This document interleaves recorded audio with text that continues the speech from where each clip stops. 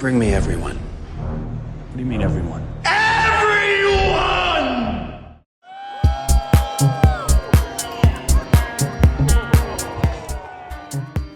Welcome to Everyone Racers, a show designed for the world of low-dollar racing and oddball car culture.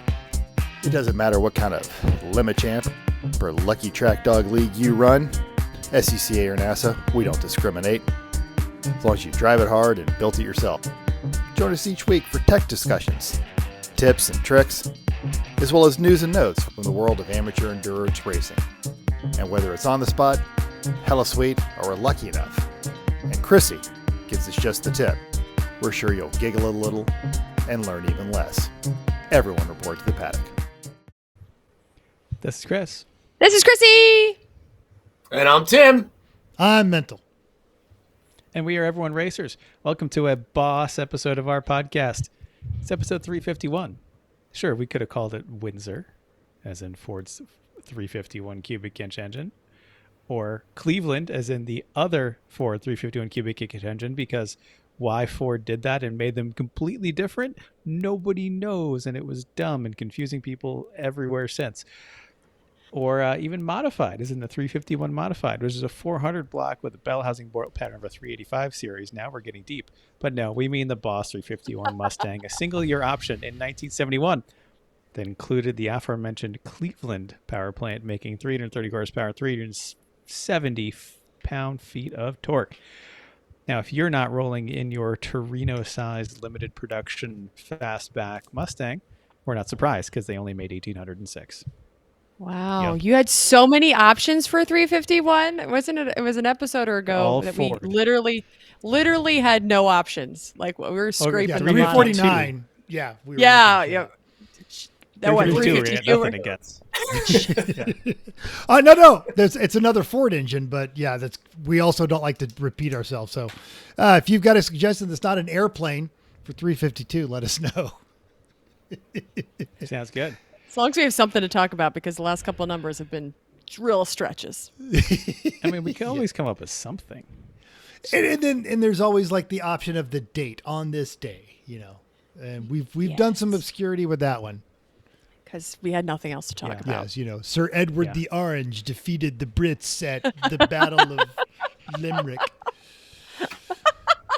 Oh, okay. Yep, that's usually what it is. Good. Is that real? Wow.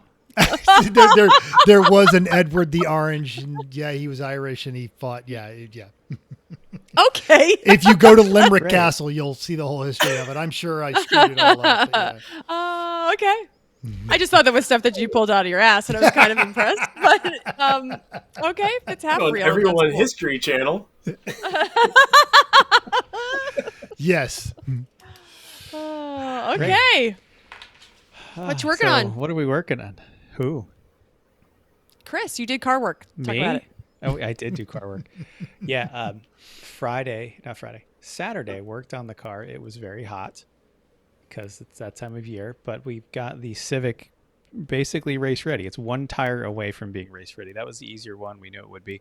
So that involved new brake pads in the front, and past Chris was really fantastic, and that he left me a brand new set of ST43s that I didn't know I had sitting in a box in the car. So that made life easy.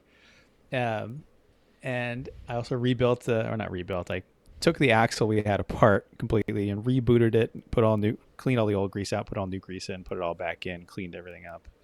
And yeah, Civic is ready to go. So Reboot. that's good.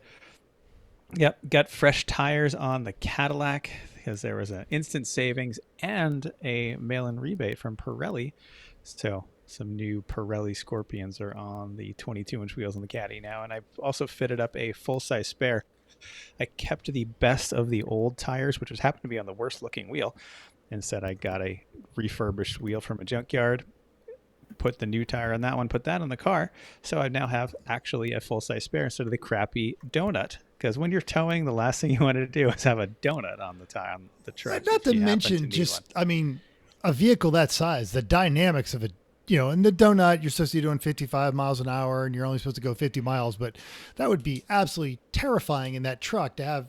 I know it's a tall donut, but it's got to be like really It wasn't thin. totally a donut. It was actually like a truck size. It was a 265 75 17, but it was a temporary use tire, like with very little tread. So again, not messing around when telling a full size spare, which is great. I've also learned that this generation of Escalade, Suburban Tahoe, etc., the tire pressure sensors are specific to each individual position on the car.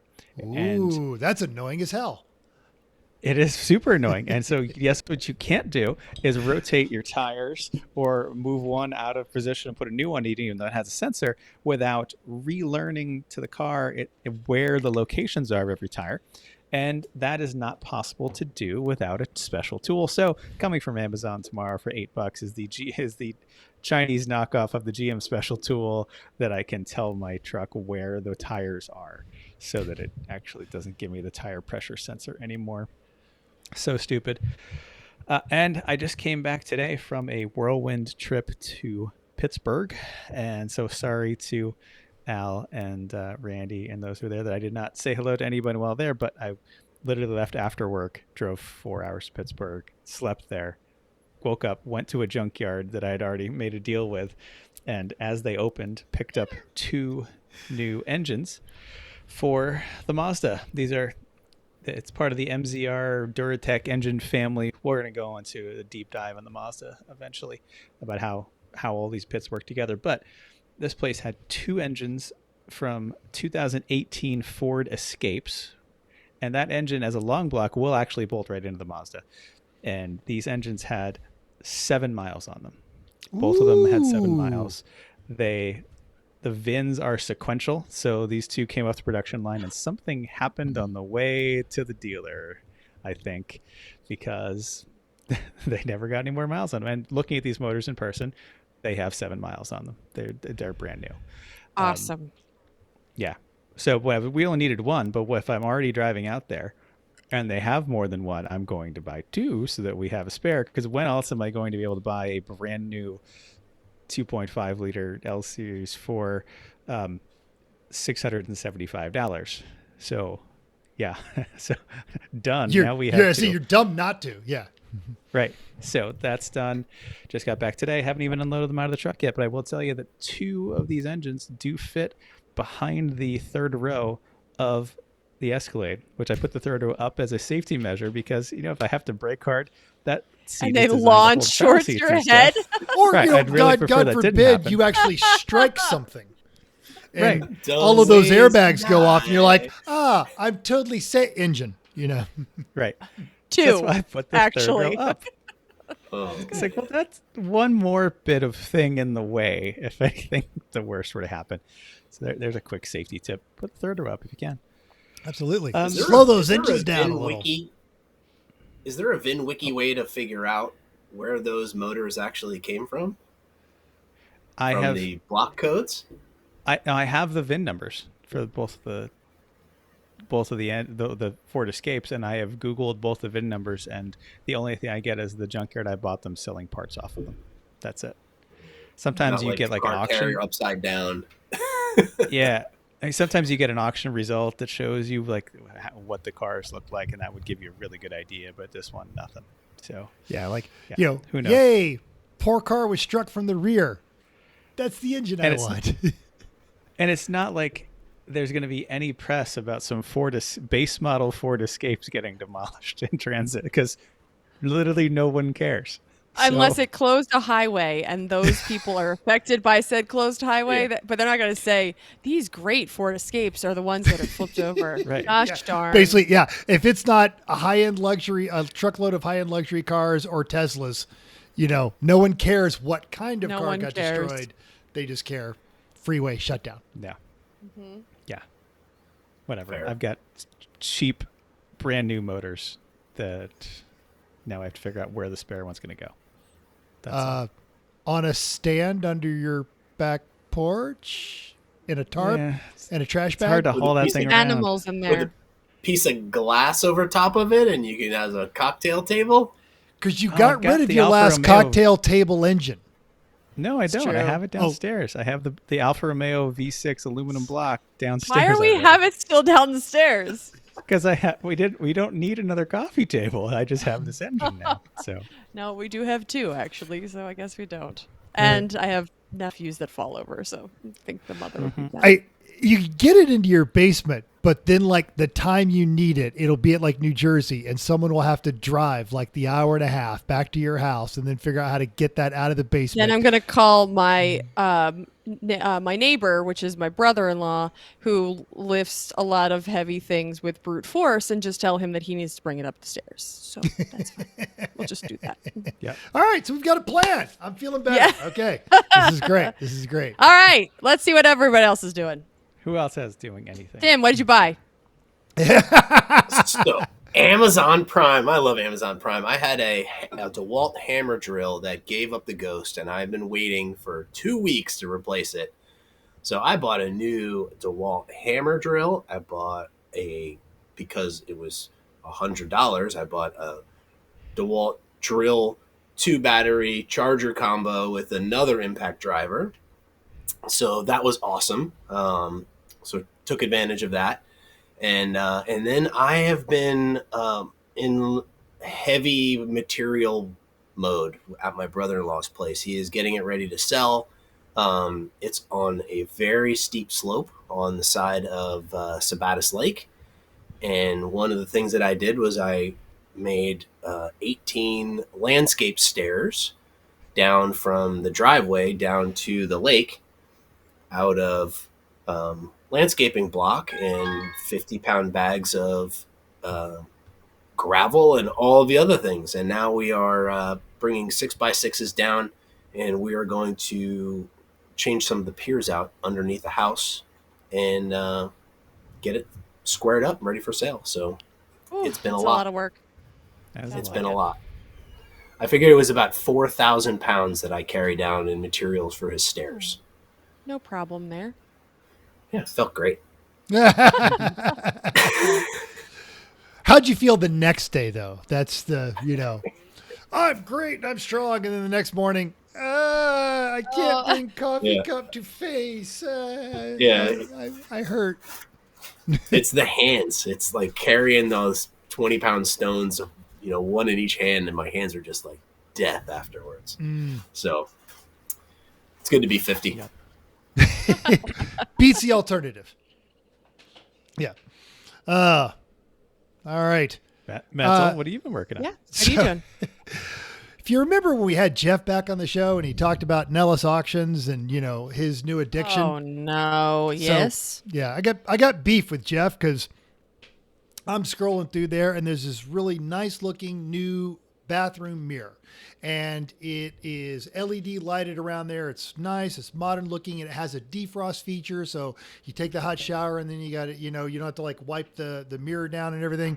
And for reasons I don't completely understand, it also has Bluetooth. So now I have a bathroom mirror that will play my iPhone, which if you said that sentence to me 20 years ago, one day your bathroom mirror will play your phone, I would have understood every word that you would have said, had no idea what you're talking about, but that's the world we live in. It needed to be wired into a source. So what I had to do is I laid out, I traced the template of it, and I knew where I was going to hang it, and it had to be wired into an existing power source, and I didn't want it hooked into the lights because I wanted to be able to just have it used as a night light, so it needed to go into a permanent power. And while I was doing that, I had to take the over vanity light off. And while I did that, you know what? This thing's dated. It's like 80s chrome. Project Creep is happening. Mm-hmm. So I went to Home Depot and I got 2 new bathroom lights that matched each other, and they were LED, so they're better and everything.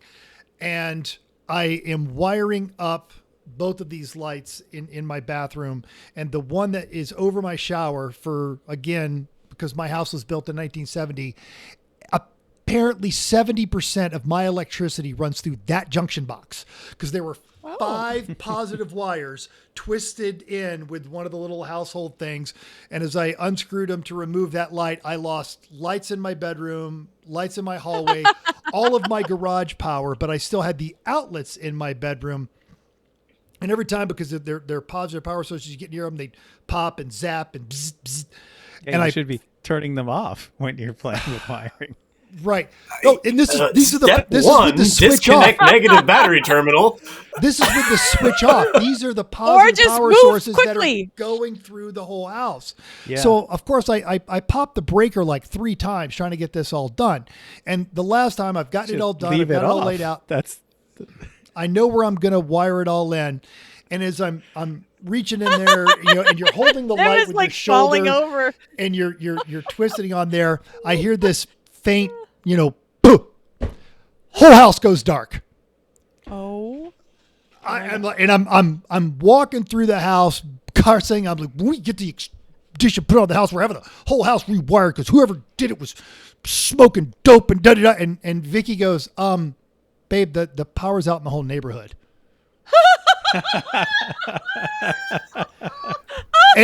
and for a second, listener, I thought what you were thinking. How did I manage to blow the circuit for the entire neighborhood? But we'd had a series of thunderstorms, and one of them, at the exact moment I am twisting wires, electricity got hit by a thunderbolt, so we had no power. Are you sure that you didn't make the power go out in the whole neighborhood?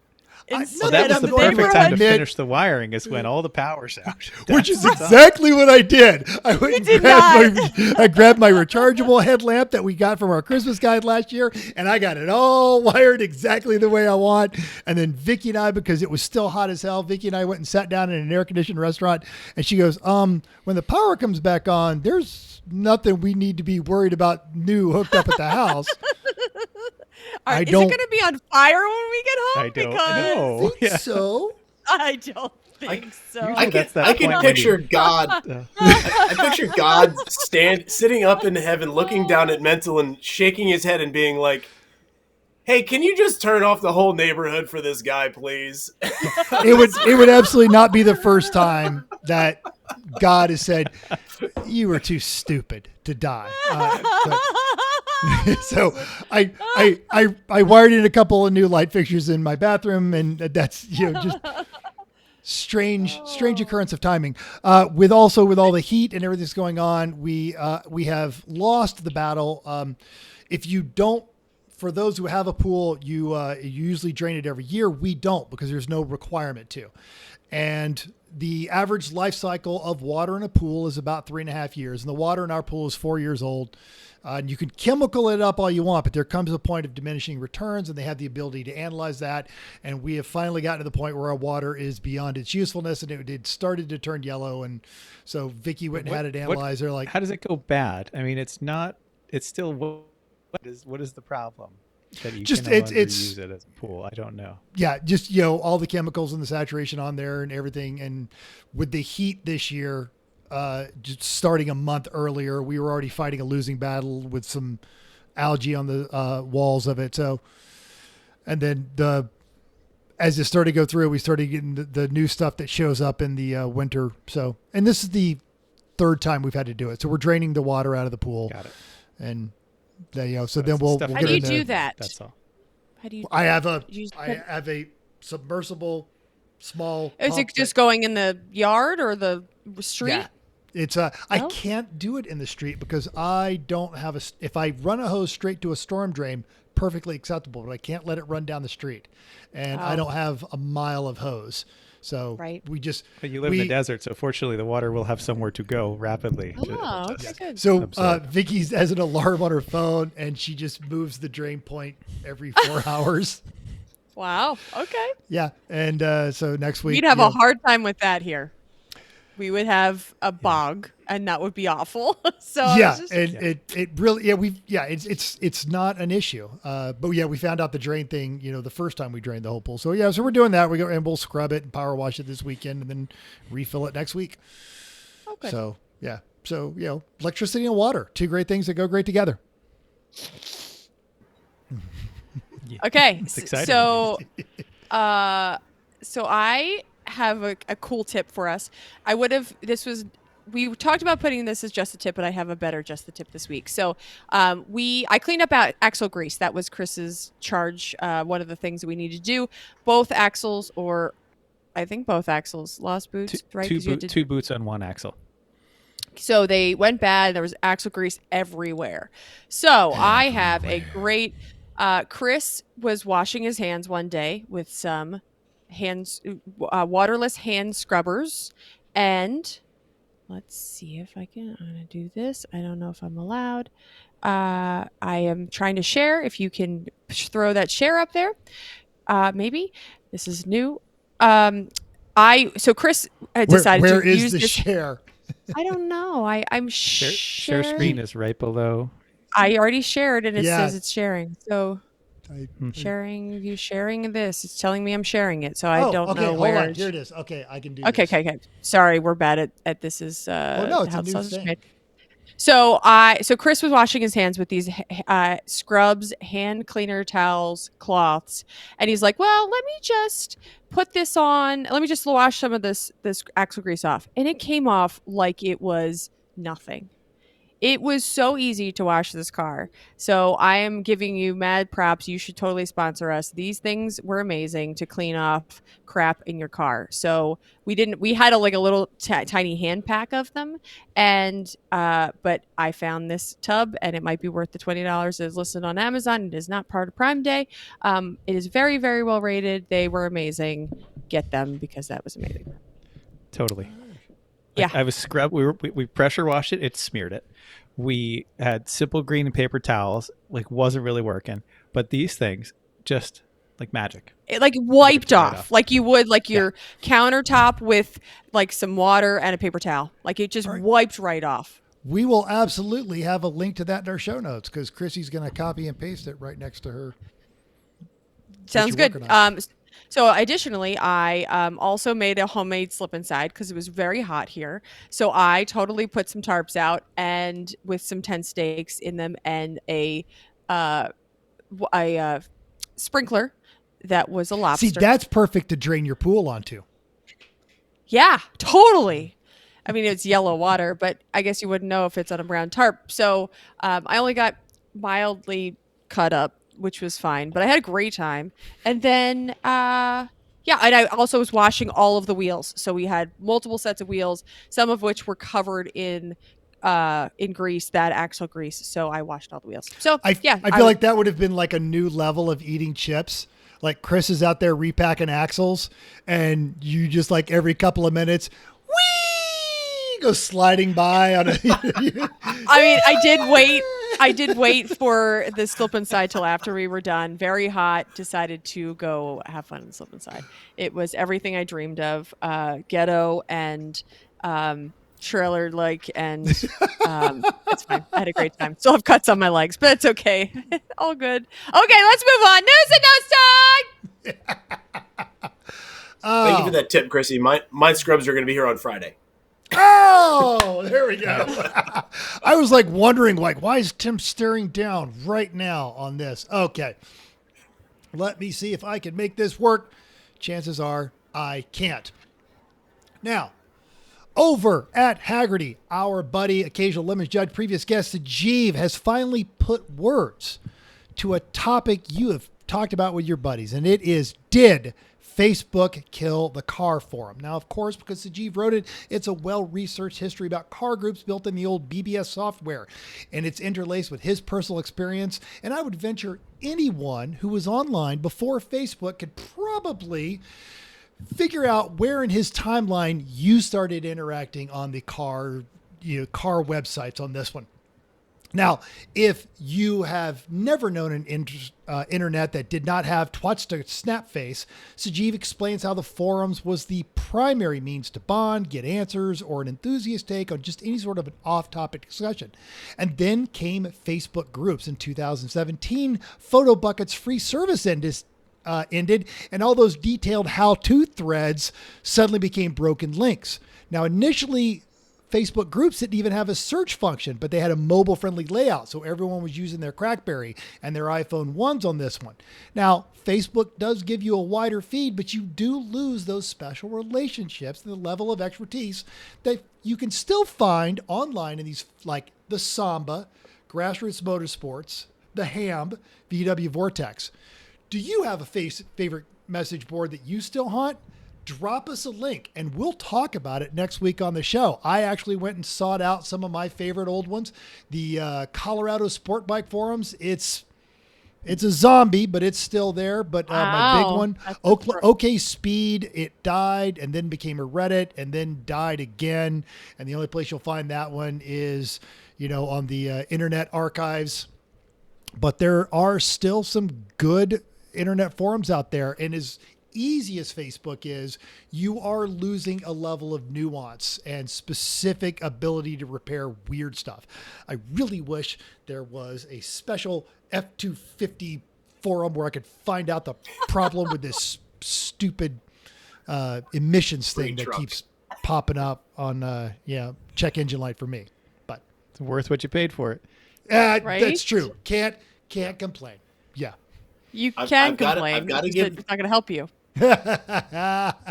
Fair. I've got to give the Solstice Forum a plug. Those guys are active still, which is surprising for a car that was only made for 6 years. And an orphaned 15 years brand. Yeah. Yeah. And I think that's more of out of a necessity. There's no other way to get any information anywhere. So, but there's a handful of guys that are on there all the time, really knowledgeable, like build it, tear it all the way down, build it all the way back up. So they've been really good. There's and if you guys remember some time ago when I mentioned my acquisition of the Formula Vs, Chris turned me on to a thread on the Grassroots Motorsports. And the curse of Formula Vs, and everywhere I've gone, I have that entire forum. I went through that entire thread.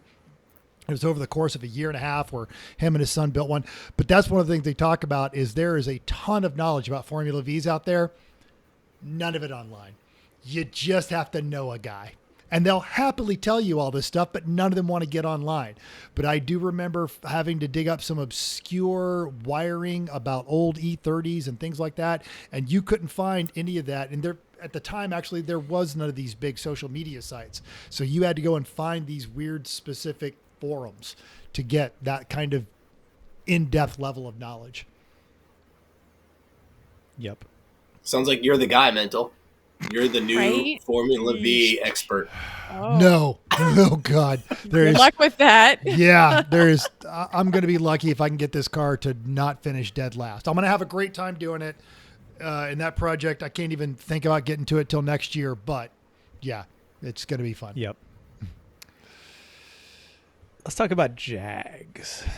Always. The mere mention of Jaguar invokes a sense of elegance, luxury, speed, and lack of reliability. But the original Equalizer drove a proper British Racing Green XJ6 sedan. Roger Moore's version of the Saint had an XJS. McQueen Street drove a two-seat XKSS Roadster. And everyone knows the sight of a proper long hood XKE. Now, of course, the same evocations of electrical problems and fluid leaks come along there, but now they're making massive changes in their lineup. The decade-old XE sedan, as well as its same-age XF sedan and the gorgeous but 11-year-old F-Type, will retire after the end of this model year. That means that Jaguar will make only one internal combustion engine vehicle, the F-Pace SUV, because the E-Pace and I-Pace crossovers are also gone. Now, while Thomas Hundai at the Autopian has the whole story, Jaguar CEO Adrian Mardell stated those 5 models had close to zero profitability. And next year, the brand will launch a new electric models and eventually be an all-electric brand. They're promised to be properly prestigious vehicles, but I don't think they're ever truly going to be Jags. Not in the same way. No. Oh, well. Oh, well. Well, just a short while back, we reported that the car dealership software company CDK had worked through the cyber attack and shut their servers. As it turned out, they just paid the ransom. Lawrence Hodge at Jalopnik has a story. CDK handles financial transactions for over 15,000 car dealers in the United States. Cyber attacks lasted 2 weeks, crippled dealers, affected vehicle sales, and forced managers back to the Stone Age with pen and paper. According to sources who spoke to CNN, the software giant paid a ransom of $25 million to end the attack. CNN describes the payment which was made in Bitcoin in order to operate outside the banking system. The 387 Bitcoin, then equivalent of roughly 25 million, was sent to a crypto account controlled by the organization called Black Sue. They are known hackers affiliated with the type of ransomware.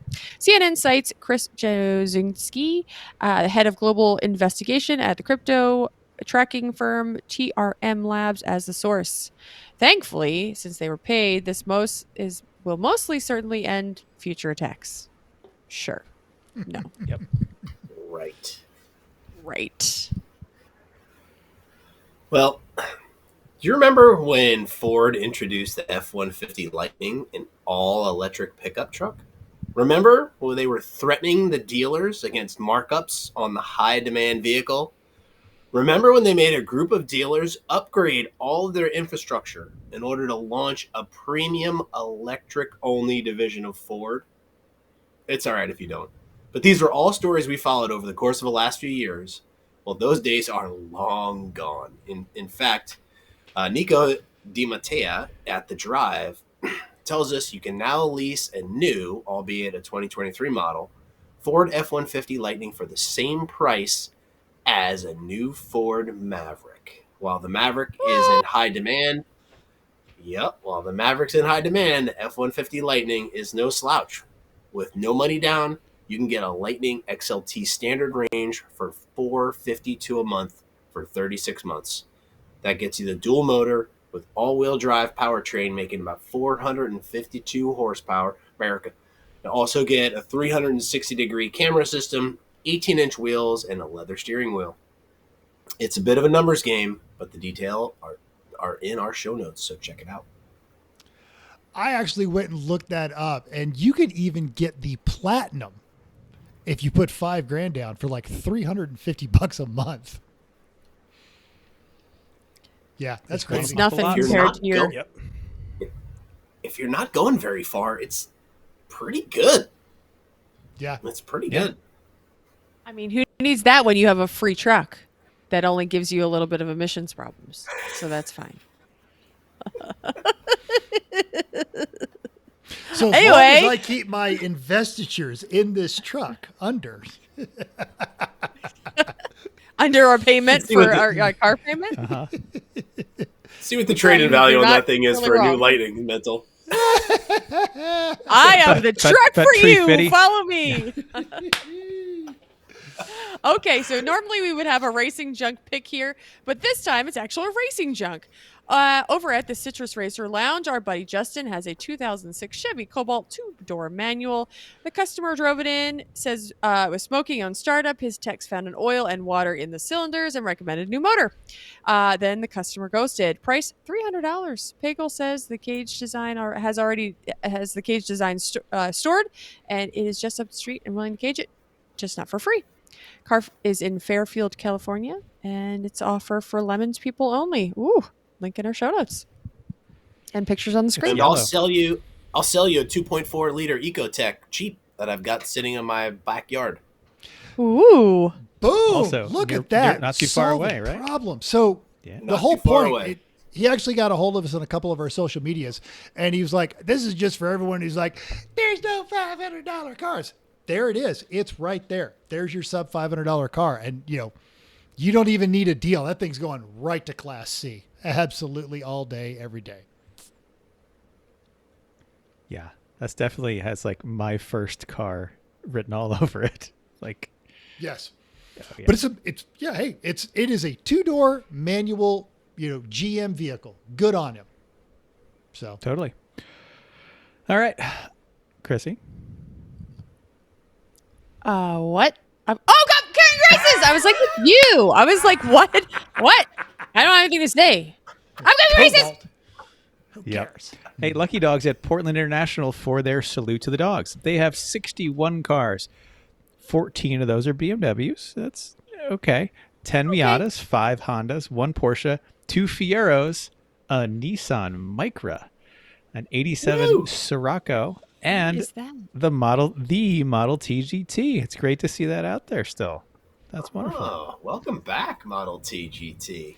Yeah, Fish sold it to somebody, and I hadn't seen it in years, so glad to see it back. Yeah. Went to Texas, I think. I don't know. Who knows where it's at now? I think it does live either NorCal, one of the Pacific Northwest. But yeah, I've heard fabled stories of the spotting of the massive Model D GT. So pretty cool. Cool. Yep. Recent results time! Lemons. They were at Autobahn doing time in Joliet, and we've got those results. The winner on laps, Class A, the Tatas, by 1 lap. The 1984 Chevy Cadillac Cadmero, blah, blah, blah, Illinois. Good for those guys. Those guys were rad. The winner of Class B, the Thunderbolt Grease Slapper Racings in their 84 Chevy Corvette from Franklin, Indiana. Wow. That's brave. Corvette. Yeah. Corvette magazine. Corvette magazine. The Class C winners forking around, won by 4 laps in their 1991 Dodge Stealth. Hella terrible. Good job getting that around, boys. Organizer's choice went to Bad Decisions Racing. They turned 264 laps. Last week we went around and we all wrong. tried to figure out how long it was going to go, but we all 4 of us were missing a critical piece of information, and that car was under Bad Decisions Racing. Because I think knowing that Michael K was bringing that car, we all would have upped our lap count on that one, because he did get a hold of us, and that's later in listener feedback. That would have been worth at least a 20% addition to your lap guess, for sure. Yeah. and not just Michael K, but the owner, because he does, you would look at him and be like, this guy is a little, but he's always prepared, and the whole team understands the mission, which is just turn laps. Yep. And the judge's choice went to Haulin' Ass Performance in their 2004 Mazda RX-8 from Spring Hill, Tennessee. I wish we had the stories. It's fun when we know why these people got this, but we don't. Sorry. Heroic Fix went to the Lame Goat, which is what they were in a 2001 BMW 330i. That's boring. I Got Screwed went to Lake George Racing Team in a Lancer. There's your story. They brought, there's only 2 Lancers that have ever run lemons. One is the Bandmate car. And of course they got screwed because it's a Lancer. Duh. Right. What is this? It's the HFTB Cup. It is it's a cut down beer keg trophy that gets handed to a team, and that team has to pick the recipients of the next team. Got it. Handy and Handsome won that in a BMW 320i from Minneapolis. And the Neon Trophy Nonsense went to Budget Bug-Eye in a Subaru Neon. Yep. Hella sweet. Dumpster Fire Motorsports, Subaru Impreza Outback. Halloween Meets Gasoline went to the Shitshank Redemption in a PT Cruiser. I'm sure that went very well. And IOE, Wally's Aged Cheddarheads in a 79 Triumph TR7. Bringing a doorstop is a great way to get you on the short list for IOE. Well done. Especially if it's a cheese-shaped, car on that one. And real quick, on his Facebook, Jeremy Monin posted that the potluck raised over $400 for the follow-on mission. And I just wanted to give a shout out to them because it's one of those using motorsports to help our first responders, all that kind of stuff. I'm a big fan of that kind of the adrenaline therapy on this one. So good job to everyone that rocked up and helped out at the potluck. You guys all rock. As always. Killer. Now, throwing out also Champ Car. They were at Nelson's Ledges. Now, Saturday and Sunday, C-Class, which their top class, was the Saline Mustard Boxster. It was 1 minute and 16 seconds over Bavarian Mustache Works on Saturday, but then Sunday they were 4 laps ahead. B was Cargo Racing. They were in a Miata. They won by 4 laps on Saturday, 22 122 laps on Sunday, and Class A was fours racing. Now, Saturday, they were 114 laps over the second in-class car, and the next day they were the only car racing in that class. Good on them. So, well done. That race is almost everyone gets a trophy. Really, they had like 22 cars. So, Totally. yeah. All right. It's still Oh, I should say this. Listener feedback time. Why? Why can't one of you say it? Why do I always have to It's say not it? 'Cause nearly as Part of the entertaining. shtick is when you do it. Yeah, exactly. Listener, it is listener feedback time. Great. It's even better. Excellent. Yep. Well, on the YouTubes, regarding Chris's loss of a vent attachment in the NSX, Tyler said, I have a 3D printer and I've been looking for an excuse to buy a scanner. But Chris, have you tried cursing at it? Like really cursing at it to the point of making up whole new curse words cursing at it? In my head, yes, because I've spent probably 5 hours looking for that stupid thing and taking the car apart to the point where I just left the car apart right now so it can think about what it's done. Eventually I'll put it back together. Yeah.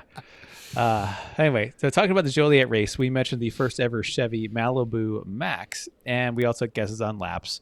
We were all wrong because it was Mike K's. He got 264 laps, but before those predictions, he said the Max is going to do a lot of laps, limited mostly by the fact it'll be 45-minute stints with mostly newbies driving it.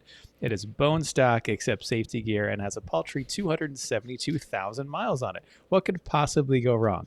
It will be over 200 laps. And he was Wow. right. He That's wins pretty awesome. By every set of rules, Price is Right or not, he wins. Yep. Well Well done, Michael done. K. He exceeded Well his own done, prediction by Michael K. 25%. So, yeah. Yeah. Who knew? So the our- rule is if you're a newbie and you want to dip your toe into lemons, reach out to Bad Decisions Racing. He will coach you up right. Totally. Our Pittsburgh ambassador, Al Jones, says, I have no idea how many laps the Max will do, but if they don't do a TJ Maxx theme and fill it with factory second-hand Tommy Hilfiger sweatshirts, then they're really missing a golden opportunity. That is amazing. Thank So you. good. Al. Yes. You just go to like Ross, you spend $7 and that's your bribe as everyone gets, oddly sized name brand, last year's fashions. And a wallet and a corkscrew. Right. and a throw pillow. and a throw pillow and something that goes on your kitchen table that nobody really wants. And like a bonsai tree and some old soap. Yep. Decorative soap. You can't use that soap. It's just there to look good. Right, it's kind of chunky and it's kind of like not good. Yes, tell me that I haven't been in a Ross or TJ Maxx. Also, we had some in-person feedback that my dad was annoyed at our sound levels, so he was like, that everybody turn it down when I talked, which is nothing new, and then couldn't hear Chris, I think is what happened. So hopefully it's getting better, Dad. And Mom. Hopefully. Hi, Mom. Hopefully. Yes. So whose sound levels are always even? Okay. I don't know if I'd go that far, but okay. No, I don't know if I got that far either, but that's Who okay. never wears oddly sized Tommy Hilfiger factory rejects? Yeah, that's true. Okay. I mean, she might have frequented her fair share of Ross and TJ Maxx. We definitely rolled through there Oh, yeah. like all of my life. Well, So, yeah. You had 3 kids you had to clothe. I mean, yeah. yeah. And I went to private school, so I needed a whole lot of cheap blazers because you roll through those. So, Anyway, yes. Hi, Mom. They will listen. Hi, because Chrissy's they're mom. back and forth to the shore all the time. So they're getting their shows in. Yep. Okay, guess what time it is? It's big topic time! So Tim came up with this topic and it was a great idea. And I thought, we'll put it out there. So We are talking about the most epic win or fail repairs, yours and ours. Now, not all the heroes in the world wear capes, but all of our heroes wear a lot of grease under their fingernails. So we asked for your stories, and you guys all gave us enough to fill like 3 episodes, including 1 episode that we can have with just Chris Overzet alone. That could be a 2-parter. Those are some great stories in there. So thank you all for sharing all this stuff. If we do not get to your story, just know that we loved you sharing it.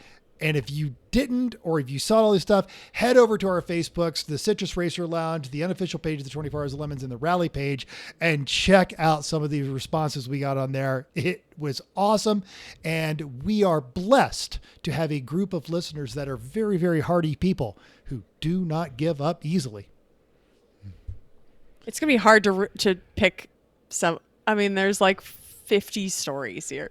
Oh, yeah. Yes. It was, it was a 7-page Word document that I was editing at work, collecting all of these stories. And yeah, there's a lot of beer cans. There's a suspicious amount of beer cans being used in every level of repair. And I would also bet of any racing series, we have the most concrete ever used in any trackside repair. Concrete. Oh, yeah. Anything that people do, you use the resources available to you. I mean, that's why houses in New Mexico are made of mud, but ones in Massachusetts are made of wood, right? You know, so what do you have available in a lemons paddock? Cans. There's definitely cans. So, yeah. We've used a can before. Yeah. Yes. Oh, yeah. Totally use cans. Exhaust. I once tried to get Tom Lamino to use a can as a spacer for his crank pulley that was off just slightly. And he's like, no, I don't think it'll work. I'm going to go buy an expensive one. I'm like, this totally would work. Totally would work. This is gonna work. And we've got these cans right here. Come on. Yeah, come on. But Bruce used them. And have you not figured out, Tom, that every time you buy something expensive, it is definitely never going to work? Correct. Yeah, but Bruce especially used for it Tom. Spacing his diff. Like he needed some different spacers in the differential to make it work. Just like, well, I cut up this can and I put it in there, and they definitely used the end of a Chicolove Ultra can as a grease cap over their wheel bearing, which might explain the wheel bearing failures they have. So but who knows? And yes, and this Maybe is not. No. Years they've used that. No, well, I think the wheel bearing failure was explained by the 7 races in a row where they would go, we should do something about that wheel bearing. Yeah.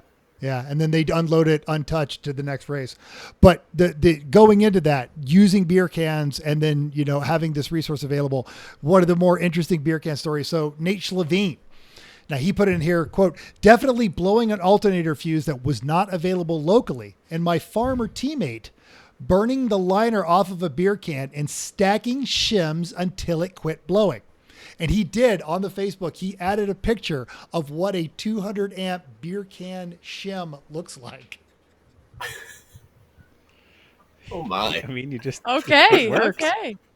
It's not a dumb idea if it works. That's the key.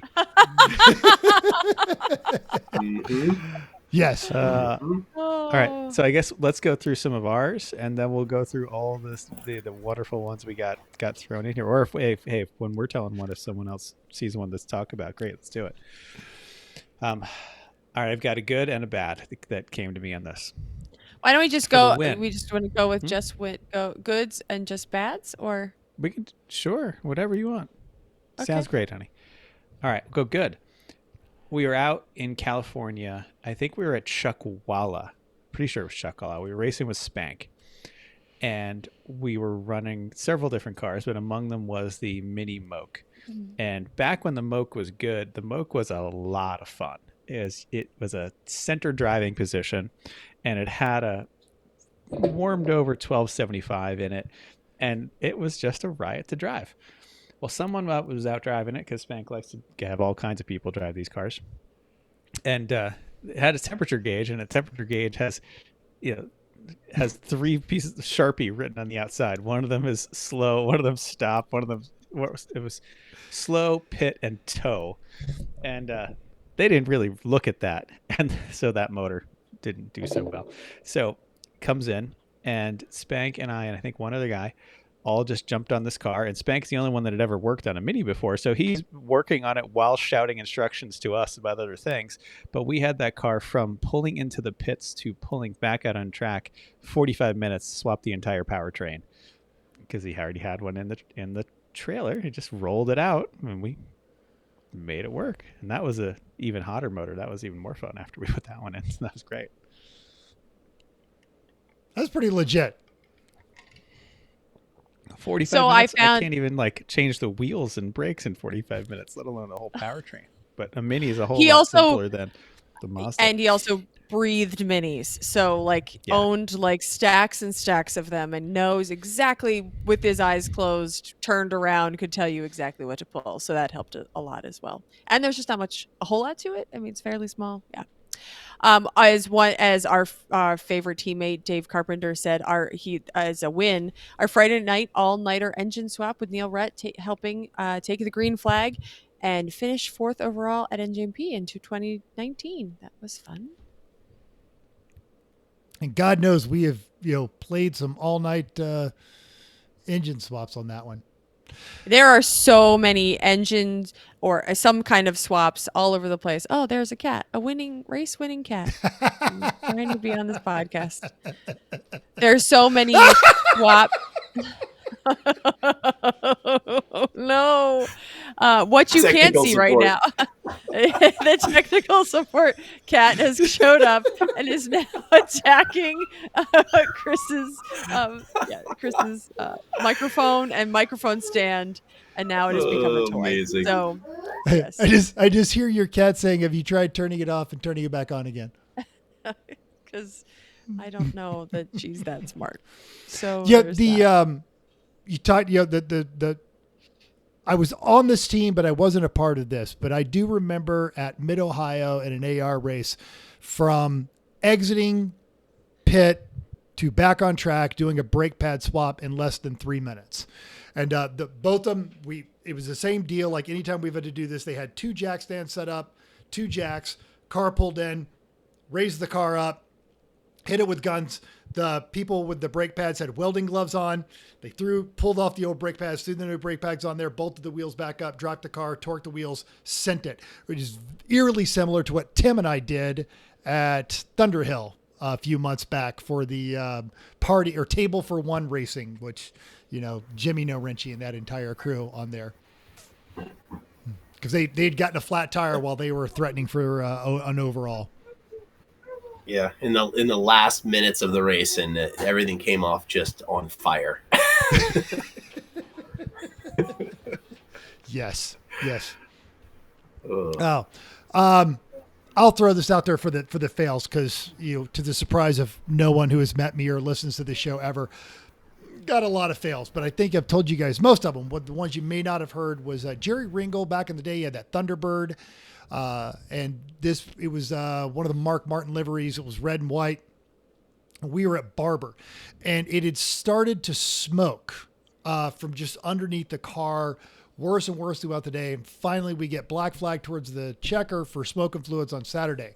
The hole under the car is covered in oil, and for the life of us, we cannot locate the source. We're all up underneath the car and everything. And after a few hours, what we found was a hairline fracture right along the bottom edge of the oil pan. So we pull the engine. We spend the next few hours getting the engine pulled, get the oil pan pulled off, find somebody who can TIG weld it. I believe Brian Pollock TIG welded that up for us.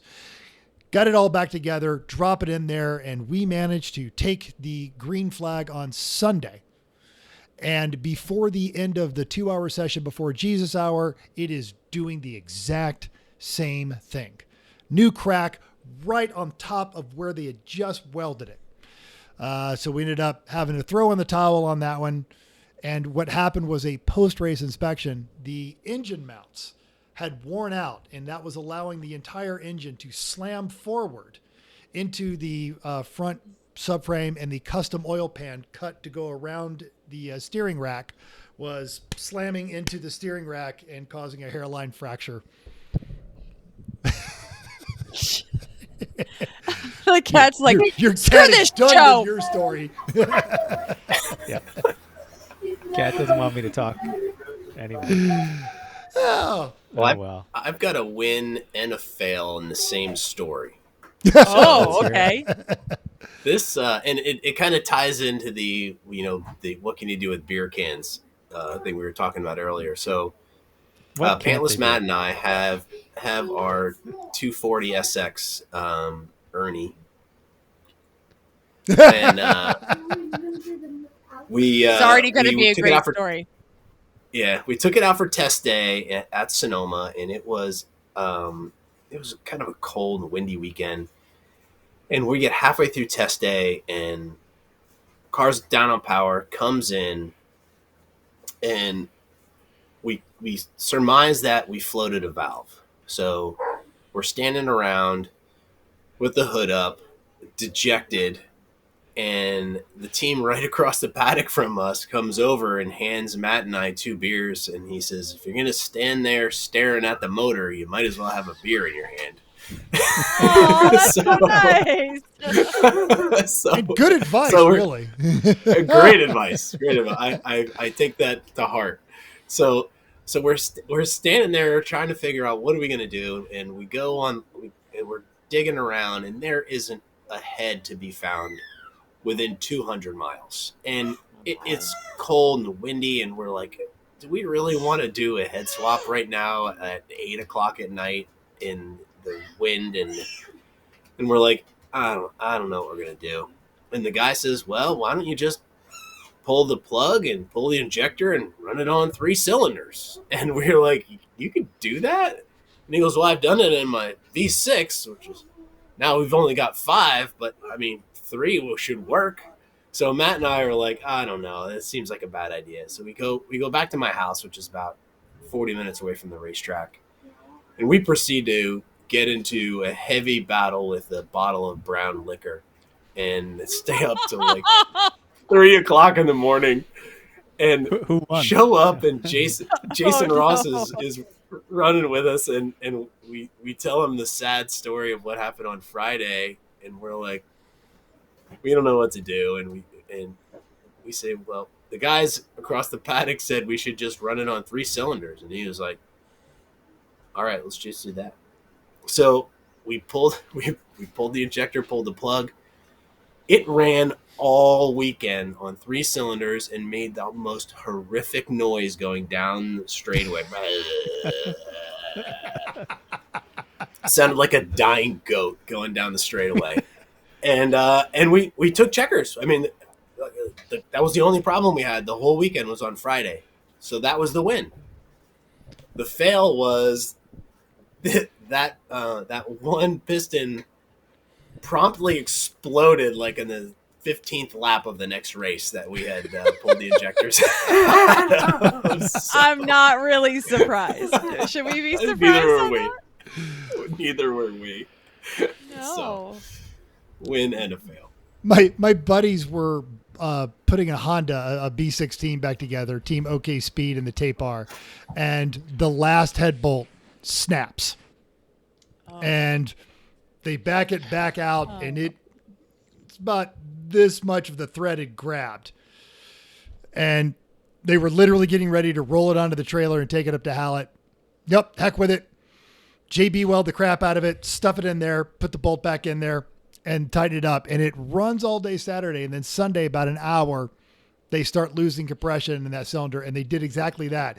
They literally just pull it in there. Someone with thick gloves yanks the spark plug, yanks the injector, and they send it back out. And people are asking if they had a lawnmower in their car. Oh, no. You're like, whatever makes that sound? You're like, oh, just. Oh, the sounds are horrible. They're horrible. Mm-hmm.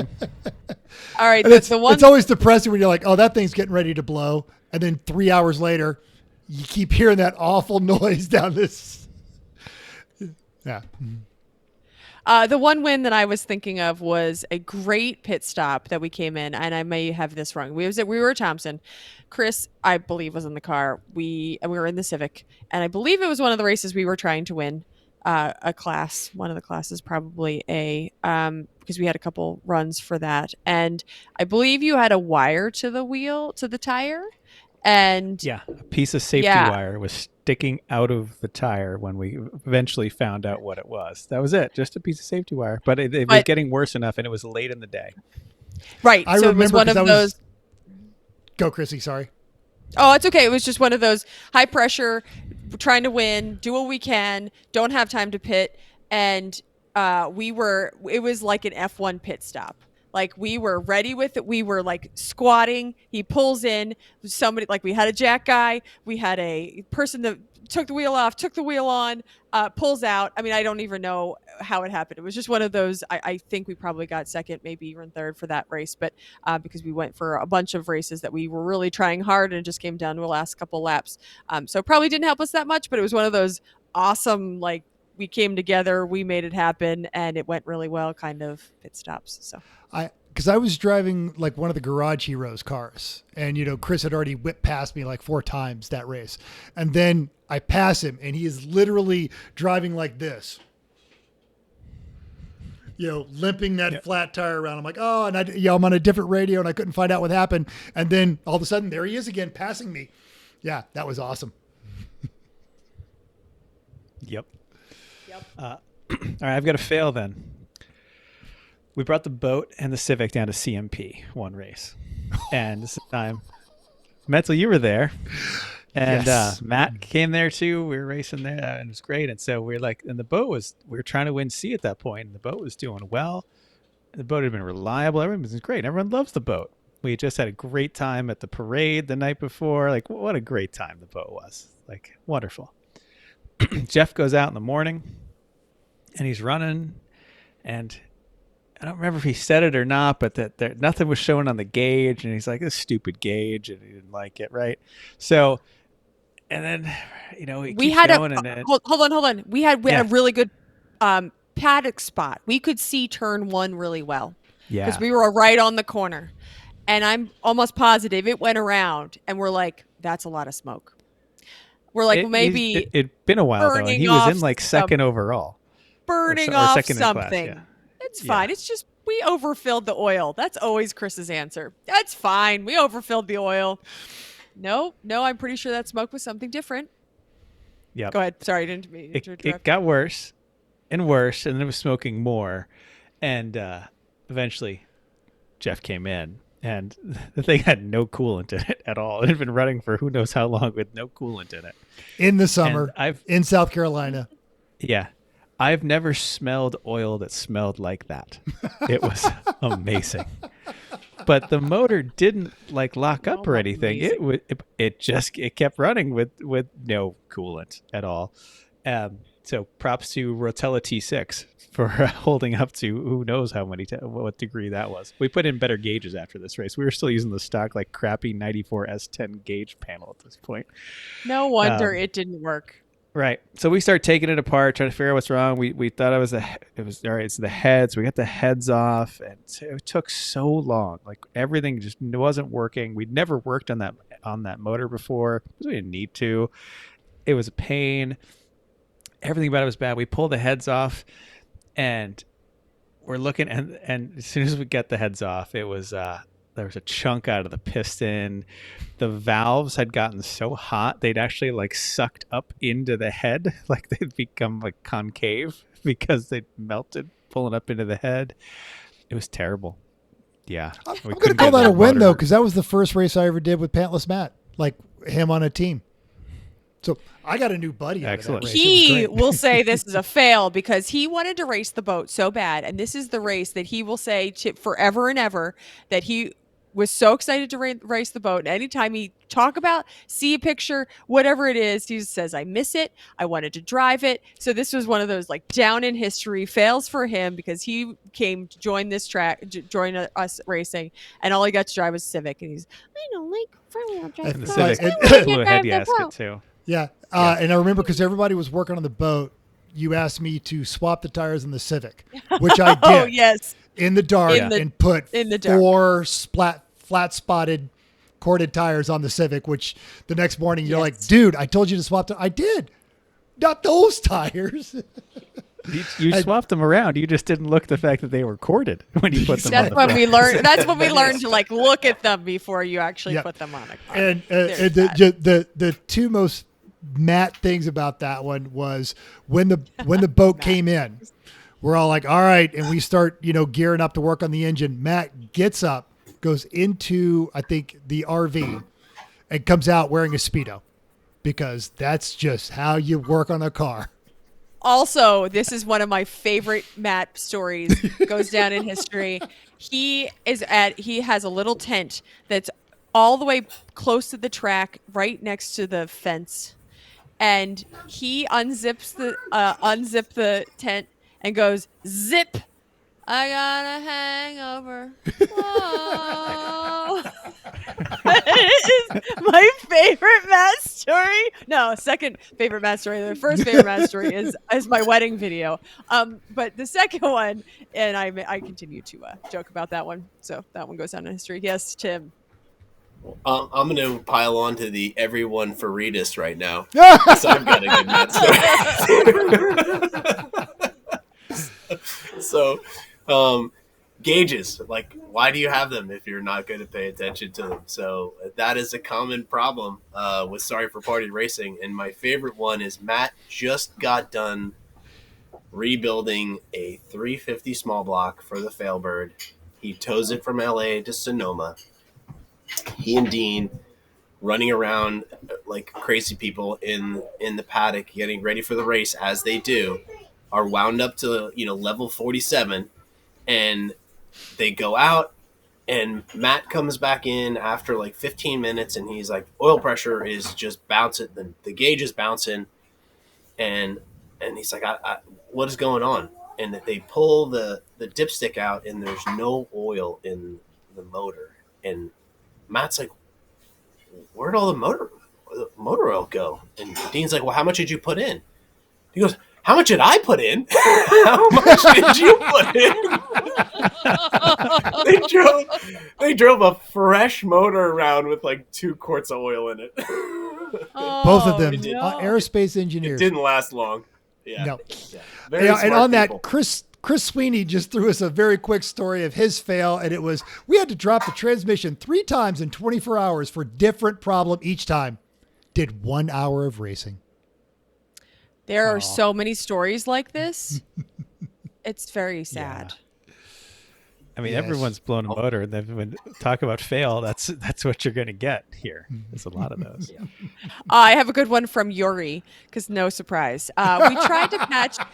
Can you do a good Yuri voice? We tried to patch the engine block with concrete when a rod flew out. Okay, it takes a while for the concrete to cure, so that was a fail. I would say so. Yep. That's yes. I would have been surprised if that was success, but use what you have, I suppose. Good for them. I like this one that Dave Morrow sent us. He said, 2009 Nelson Sledges. I rebuilt a small block Chevy 350 on a piece of plywood in the mud. It gets better. And used aluminum foil under a worn out rod bearing and a cutoff wheel to shave down the rod cap for proper clearance. Being a true 24-hour race, we gave everyone a 12-hour head start, but had the Snoopy van on track for the remaining 12 hours. I also put twin turbos on the same engine without opening back up for the next race at Gingerman. Terrible times. And I remember that. That's the race we picked up the Wartburg. And I felt so bad for these guys. Rebuilding this Chevy van engine, which taking engine out of a van sucks. There's no good And way that to was, get I the engine out remember of a that van. full-size Chevy van. They'd have to like cut the back of it to get under the weight limit or something. Right. So, and I remember them rebuilding it it really on the ground. And that was like the muddiest weekend ever. People had built like cardboard shanty towns. It was such a Nelson Ledges kind of thing. And I just felt so bad for these guys doing that van. So it's even better when aluminum foil to shove the rod bearing a little closer. Great job. No Dave. fail. That's There's no amazing. fail. Well, and apparently Yeah. that one, and that's what I do love about, a lot of these stories is we had this great fix and the odds of it working were slim, and it worked. So we added more power and didn't do anything else. And It blew up. What the hell? Weird.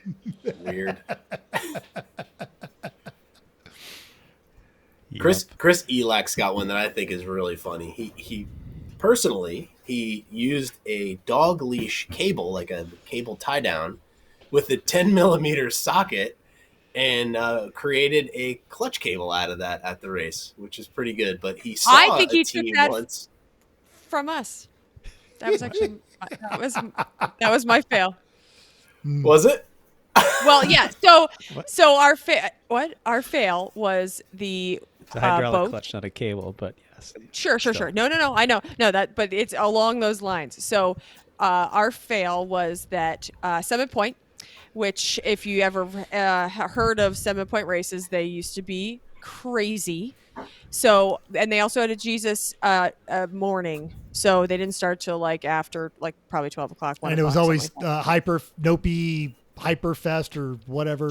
something like that. Yep. At the other track, some of the craziest stories. Not sure how people didn't die at these races. Kind of shenanigans. So of course we participate in said shenanigans. The boat was doing well, winning class by a couple laps. I want to say for Saturday, trying really hard. Right, I think we were ahead for a little bit. And we had a fix to do, but we're like, let's party. Like, we'll just do it in the morning. We've got all morning to do. Go ahead. Yeah, please. You can tell the story. The end of the day Saturday, I'll just tell this part of it. The end of the day Saturday, we had no clutch. We went through much of the day Saturday, no clutch at all, or like we could pump it up enough to like start after a pit stop, and that was it. And so we're driving around no clutch, and we're amazingly we're finding our lap times leaving just in fourth. They're only like 2 seconds slower. Like, well, this isn't that bad. Yeah, and we end up leading C, feeling great, and we need to do a slave cylinder. All right, well, great, we'll do it in the morning. Jeff's like, oh yeah, I'll be up early. I'll do it in the morning. We'll get it all done. Typical Jeff. And so we're like, great. And so we shenanigan it up that night. Yeah. Go ahead. You can keep going. You make sure you probably remember the details better than I. Yeah, so the next morning we go to try it. All right, Jeff got the new slave cylinder in, all is well, everything's fine. Put Lamino in to get in the car. He steps on the clutch the first time. In his suit, like ready to go out on track. Yeah, we're in good shape. We got the new slave cylinder. Everything's wonderful. Steps on it, and it all of a sudden goes clink and goes to the floor. Like 20 minutes from the green. We broke one of those stupid bits of GM plastic on the clutch linkage. Because when the slave cylinder went in for the last time, after we'd had it in and out a few times to bleed it by pushing it through, went in for the last time, the rod on the slave didn't get quite on the right spot on the fork. And so it couldn't press on anything. So when Tom stepped on the clutch pedal, it couldn't go anywhere. So it broke this stupid piece in the linkage. So we're trying to fix it. Eventually, the way we fixed it, after several other things, the way we fixed it was cutting off the closed end of a box end wrench and a deep socket and welded those together and stuck the socket over the rod, put the box wrench over the piece that sticks out the side of the pedal, zip tied that in place, sent it. Worked great. The picture is deep in our lost, Facebook. Yeah. Go ahead. We lost Class C because we didn't make sure it was working with enough time. Oh well. And this is also one of our very much learn from our mistakes. We do not let ourselves party before we work. We work on cars, we get them done, then we go party. We've learned that the hard way because we thought we had it in the bag. We thought we were at a good plan rather, and then we're unable to succeed with that. So I'm blasting. Sorry. Yeah, Tyler Smith actually threw something in there. He said the greatest success is to remember to fix everything before the race and not having an issue, to which, Kevin immediately said, where's the fun in that? Well, you get to race that way. Yeah. So. Yep. True. There's another, Chris Blizzard gave us one, again, clutch issue. Oh, I like this. Trackside repair failure success. To take the car out at Sonoma first. Clutch is slipping. Damn it. That clutch is basically brand new. So get it back to the garage, take out the motor and transmission, put them on the floor, separate them. Clutch looks brand new. Pressure plate is fine. holds a huge amount of torque when they try and make it spin. Turns out it was the external clutch slave cylinder, easily accessible from outside with the transmission still in the car. Yep. They were trying out a new guest driver that race. Needless to say, he never came back. I feel like it's not fair to base your race experience on one bad transmission. Yeah. And honestly, you were coming to a Lemons race. What were you expecting? Yeah, you're not getting the 24-hour Rolex 24 Daytona thing. What? Why not? Why not? Now, there was another good approach. Kevin, and we've not talked to Kevin, but we've talked to people on there, Rafi, and some other folks that race in Colorado. And he runs that 50 Dodge pickup. And he drives it to the track and tows a trailer with all this stuff. And then races it and drives home because he doesn't live too far from there. So he drove to the race. And as he rolls up to sign in, the flywheel falls off the truck. As one does, right? As one does. Now, they did end up getting it on the track, but by the end of the race, he had to call AAA to come get it because he was having some other issues. Yeah. When the flywheel passes you, that's really bad. Yeah. Well, I'm going to summarize one that Greg S. said. He used to run the Alfa Milano on the East Coast. Everyone enjoyed being passed Love by that just car. to hear it, which is great, Yes. right? Essentially, he was even there for this race. He had a family thing, so he had his team do it. So this is 2013. It said their excessively light flywheel came apart at turn one. Pieces of it tore off the back of the motor where the bell housing and starter attached, and the shrapnel punched through the trans tunnel. He gets a call. He's overseas, and he's like, "Oh, just go home. You're not going to do anything." But his team said, "Hell no." They sent somebody out for a flywheel. They pulled the motor. They got a Miller spool gun and loaded it with aluminum MIG wire. And then Lorena on his team grabbed her welding helmet and built up the back of the engine block with deposited weld to reconstruct the missing parts of the back of the engine block. No. Then Just they like, just a lot. Yeah, like a mile of wire. Just keep going. Yep. And just, take a break and do it again. Take a break, do it again. Wow. I feel like I should link the 1 hour of Chrissy imitating MIG welding right, here. That one? Yeah. Yes.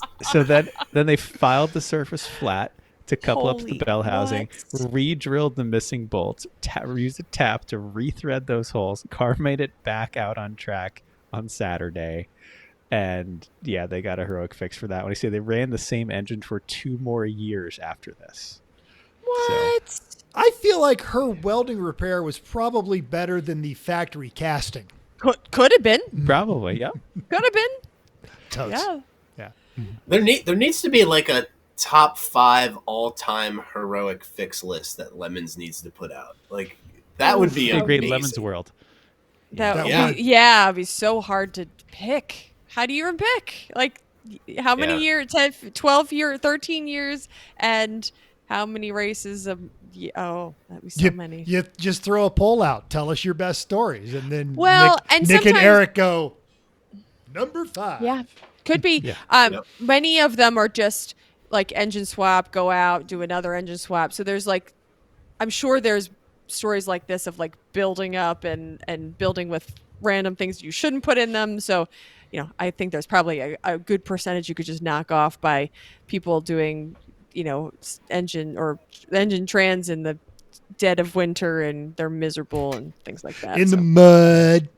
Yes. Yeah. While it's snowing, Anytime at Road Atlanta.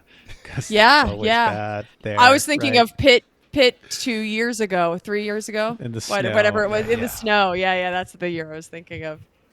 All right, I got a good one. So Ben says, nothing major with repairs, but we did have to build a fuel pump sump out of a lighter fluid bottle in a 1992 Subaru Impreza, so we could go around corners with less than half a tank. We also had to vacuum all the rust out of the tank on Saturday night and went through 3 fuel filters. We know all about that. Still took the checker on Sunday and started to build a boring, reliable BMW when they got home. We know all about Yeah, fuel. I Many know how fuel to. I know how to filters. solve this problem. We'll just get a BMW. Get a better car. And then Corey right now just started crying. Yes. Oh, There's another good heroic fix one that Rich Chesovich put this up for us. This wasn't his team, but he just watched this team. It was at Reno. There's a super team park next to it, and they developed a really bad rod knock right at the start of the race. None of the parts stores had any bearings. So someone went to a junkyard an hour away that had a Supra back when junkyards had Supras. So they didn't have a hoist, and they couldn't get the pan off without a hoist. So they punched a hole in the oil pan and pulled the bearings out. Some like used rod bearings out of this 200,000 mile junkyard Supra. They pulled used rod bearings out through a hole in the oil pan. the most impressive live version of the board game operation ever. Right. What? Wow. And they take these used bearings and put them in their Supra, put it back together, and it sounds worse. Throws a rod on its first lap out. Oh. Right? So throws a rod. So then they pull the big pieces out of the engine through the hole. They wrap a beer can and a hose clamp around the crank journal where the rod was to keep the oil pressure in there. Unplug the injector, as we talked about, and then use expanding spray foam, not concrete, to seal the hole in the block. Yes. So by this time, the sun's come back up. And it's a true 24. So sun's come back up. There's 15 minutes left of the race. They send the car out to take the checkered, and they're cheering this thing along, and it blows up in a big way, like a half lap after going out again. So, I mean, I can't. I feel like you're standing around saying, "Is anybody saying like, yeah, I think this is gonna work"? We had this thing of like when the Citroen was better, we were like, it's better. Yeah, no, I think it's better, and we called Citroen better because it wasn't actually better, but we're like 1% better every people, time. positive thinking 1%. people. So we were like, oh, it's better. Oh, it's not better. So when you do all of these things, you're just like, yeah, expanding foam in a motor, it's got to be better, right? Well, you're also dehydrated, delirious, exhausted. Sad. Yeah. Yep. Yeah. Yeah. Wow. Do we have anything else? Because I do want to wrap it up with this quote from Mal, who lives in Australia. Now go for it. All right. Yeah, I know. We could go forever, but we could. Yes, got we some could. These are great some stories. great stories, and we're They're actually fantastic. saving the ones we didn't tell about on here. So thank you again. But Mal Nichols, and this is why you do things like expanding foam and pull rod journals out of holes and engines and use concrete. So in Australia, they have the equivalent series called Beers, which is like the most Australian thing ever. Budget Extreme Endurance Racing. Our team changed head gaskets on a Ford 302 in a 24-hour race. Did both of them in 4 hours. They've changed a gearbox on an Alpha 156 during another 24-hour different team he was with. They've changed 3 brake calipers on an 03 Mitsubishi Lancer in 12 hours, which is his normal car that he drives.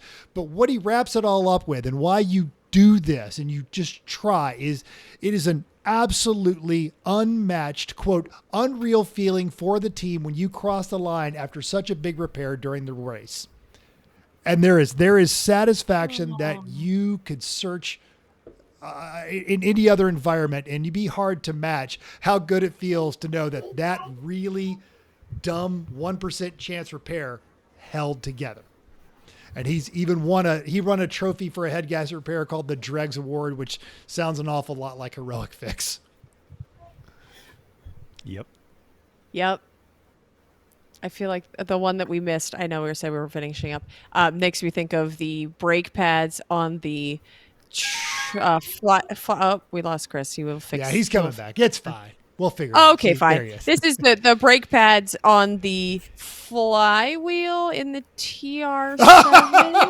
Clutch. I think it was a God, clutch about that plate. one. It Clutch was a plate, clutch, yeah. clutch plate. Yes, I apologize. Yes. Yes. Oh, I feel like we gotta. That's one of those that it stuck. It worked, and we don't know why it worked, but it worked. And When Bruce Yeah, was doing it it, was- we're like, really, Bruce? Like, you're good? Okay, dude. Good for you. Give it a try. And sure enough, damn thing. it worked held all day. together for Right, the all last- day Sunday. Yeah. Yeah. No, I think they Yep. did. Yeah, we did it Saturday night, and it worked all day Sunday. Yeah. yeah, that's a very Bruce well. thing. Yes. Anyone it is. else But would it have worked. divorced. I got No one else would have made it work. No, Yeah. he's magic like that. Yeah. Only Bruce Sometimes. could pull that one off. Sometimes. Yeah. Sometimes. Oh. Okay. All right. Well. All right. And if you didn't get a chance to respond, throw something in the comments. Tell us your great stories. We're gonna dig through these and come up. As we mentioned, there's a lot of show ideas on this, and these were amazing. Of all of them, only one person had this level of success, and it's our buddy Mike Berge, and he sold his rally car for profit. What? Right? Talk about What? magic. Holy crap. I got mine for free, and I still didn't sell it for profit. It's a thing. Right. Oh, so Oh, epic work unreal. on that one. That a boy, Mikey. Yeah. All right. Well, these are good ones, guys. Thank you. Thanks everyone for submitting this. It made this so much better than just the four of us telling our stupid stories, because these are even better. So thank you. Yeah. There's so many. And I'm good sure ones. I'm So sure many there's good somebody ones. out there too. Of like we're reading through them, and some of them are just like get worse and worse, and sometimes they turn around, and sometimes they don't. So yeah, it's been awesome. Thank you. Okay. Well, what's next? I don't Maybe know. it's time for Yes!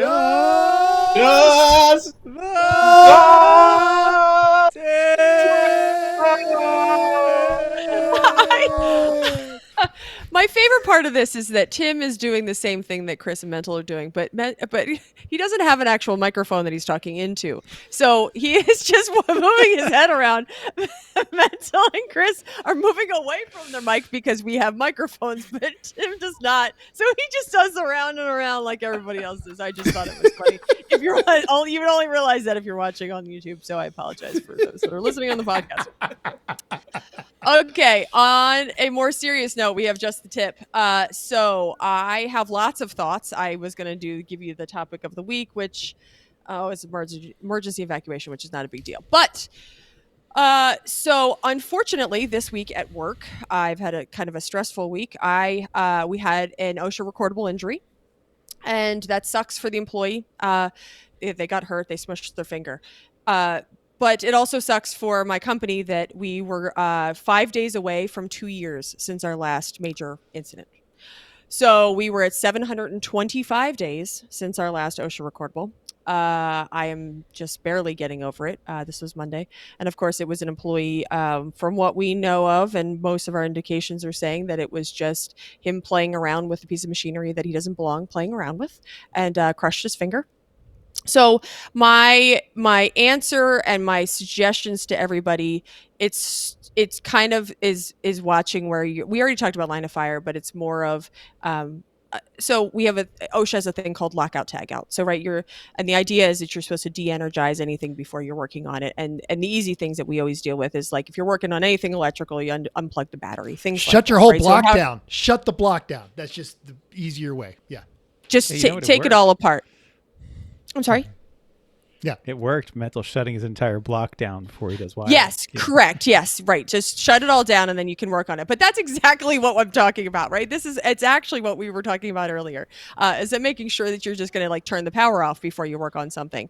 And really what happens is if the employee was telling the truth, which I don't think he is, he basically was trying to clean out something and basically said, well, did you de-energize it? No, it was a pneumatic. It had air attached to it, and it was an air vise that came closed and smushed his finger. So we talked about lockout tagout. Not everybody, if you're not a safety professional or you're not, kind of somebody who does maintenance or does something with work, you may not understand lockout tagout. But it's really important to just basically de-energize anything that you are working on. And then also I have this thing I feel like we need to talk about. Don't stick your finger where you wouldn't stick other things. Don't put your appendages in places that you would not put things that you care about a lot. So I feel like that's part of the thoughts that I have right now. And also just be careful because you getting hurt affects other people. That's about what I've got in my safety brain for today. Don't Valid. put your finger if you wouldn't put your junk there. That's what I was getting at, but I wasn't just whatever. Yes. That's what I was getting at. Yep. Yep. Yeah. Use a tool other than this.